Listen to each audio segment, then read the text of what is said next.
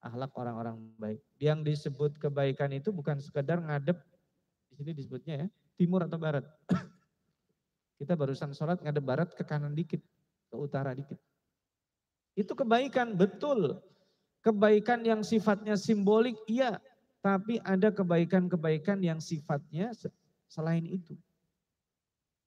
Bukan berarti nanti, kata Ustadz, yang disebut kebaikan bukan hanya sholat ke sana kemari. Akhirnya udah yang penting saya baik, gak usah sholat. Salah.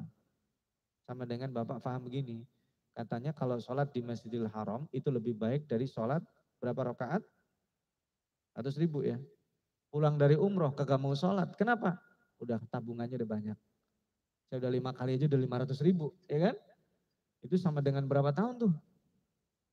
Salah memahaminya. Bukan berarti kalau kita pulang dari umroh gak perlu sholat. Kagak. Itu adalah spiritnya, namanya nilai kebaikan. Supaya kita terpancing untuk melakukan itu. Nah, kita lihat lagi. Ini sebaliknya. Orang-orang yang melakukan janji palsu. Ada hadisnya. Abu Hurairah meriwayatkan sebuah hadis. Ini terkait dengan kita. Man lam yada' qawlaz zuri wal amala bihi falaysa lillahi hajatun fi an yada' ta'amahu wa syarabahu. Orang yang tidak meninggalkan dusta, dia terus mengamalkan itu, ya, maka Allah nggak butuh dia ninggalin makanan sama minuman. Ini puasa. Puasa nih. Dia jaga mulut supaya nggak masuk makanan, supaya nggak masuk minuman, tapi mulutnya malah masuk bangkai saudaranya. Apa itu? Riba, nggak perlu. Dusta, namimah, ya. Lah dia sia-sia puasanya, nahan makanan, minuman, puasanya sah. Sama dengan mohon maaf, kita sholat, baju yang kita pakai nyuri, sholatnya sah. Diterima apa enggak?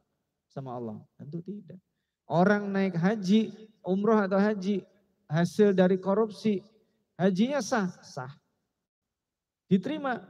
Tidak tentu. Karena itu tidak memenuhi syarat dari sisi yang lainnya. Jangankan itu, kita uangnya halal.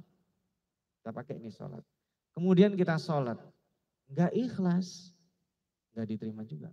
Oh susah banget ya. Enggak susah. Karena kita berlatih. Di dalam Al-Quran Allah menyebut orang ikhlas itu dengan dua.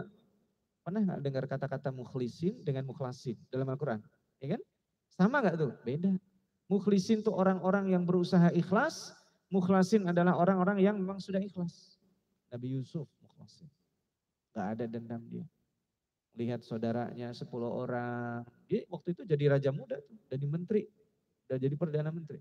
10 orang saudaranya yang dulu nyemplungin dia sumur. Sekarang posisinya lagi butuh bantuan. Masuk ke istana dia. Itu kalau kita kira apain tuh orang? Langsung udah bilang. Siapin tuh 10 sumur katanya. Kagak. Nabi Yusuf pura-pura gak tahu. Dikasih dia itu makanan. Mereka minta 12 karung. Dikasih 12. Cuman dia nanya. Kalian 10 kenapa mintanya 12? Ayah kami udah tua, oke 11. Nah satu lagi buat siapa? Buat adik kami. Berapa umurnya? 20 tahun. Nah harus masih seger ke sini. Oke saya balik. Tapi kalau nanti kamu ke sini lagi gak bawa adik kamu, bukan hanya gak 10 doang, gak saya kasih. Kenapa? Karena dia udah kangen sama adiknya. Subhanallah. Sampai kagak tahu itu orang, karena dia udah memaafkan.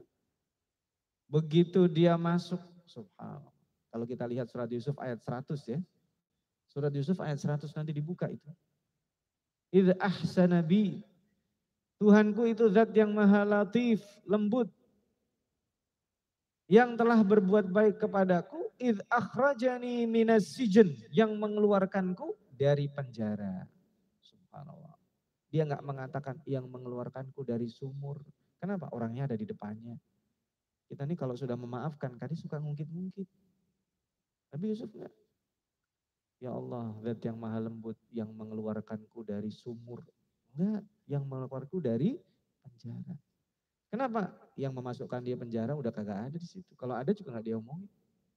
Itu luar biasanya. Nah orang-orang yang melanggar janji dan komitmen